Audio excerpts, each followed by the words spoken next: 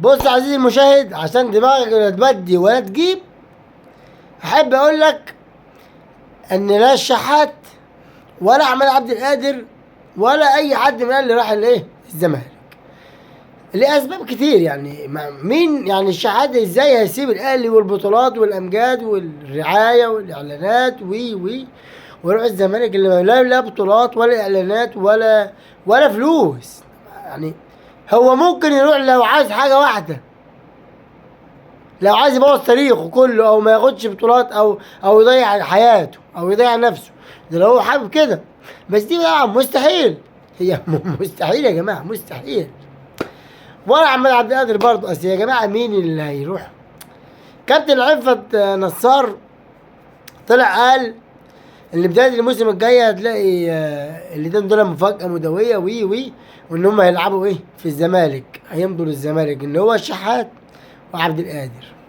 طب تمام، كلام هري وكلام هبد عشان تعرف بس احنا بنطلع نرد على الناس دي، ما بنطلعش. يعني انت شفت حد بيقول كلام هو عايز يطلع ترند ولا عاوز؟ مش فاهم، انا مش فاهم يعني اصل مستحيل مستحيل والله العظيم، من رابع المستحيلات ان دول يفكروا.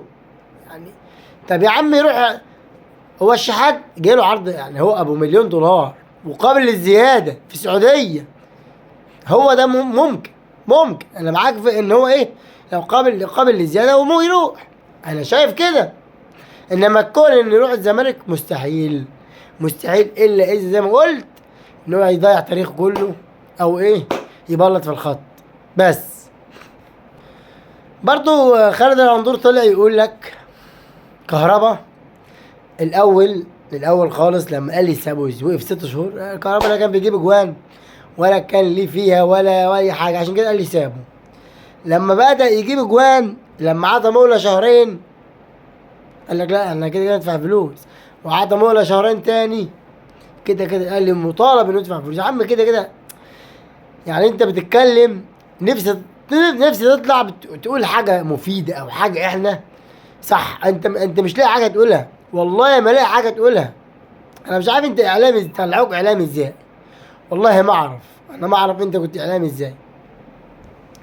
طبعا احنا بنتكلم بنرد على الناس دي، بنرد على الناس دي لان الناس دي كده لا تفقه شيء، قاعدين كده مكانهم كده والله لا يفقهوا شيء، اضحوكة بيضحكونا والله والله العظيم انا لما بسمع بالصدفه القناه بتاعتهم والله العظيم انا بضحك.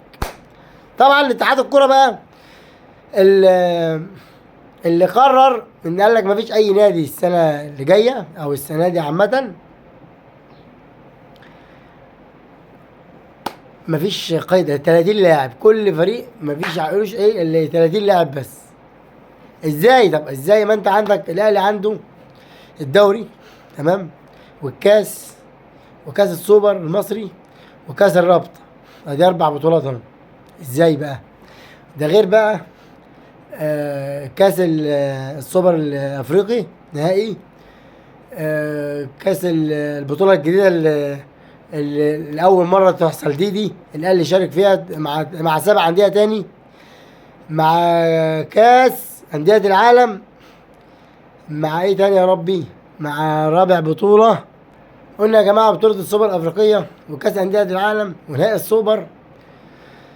وطبعا يعني انت بتتكلم كده في 8 بطولات تمام، 8 بطولات للنادي الاهلي، 8 بطولات ب 30 لاعب. ده غير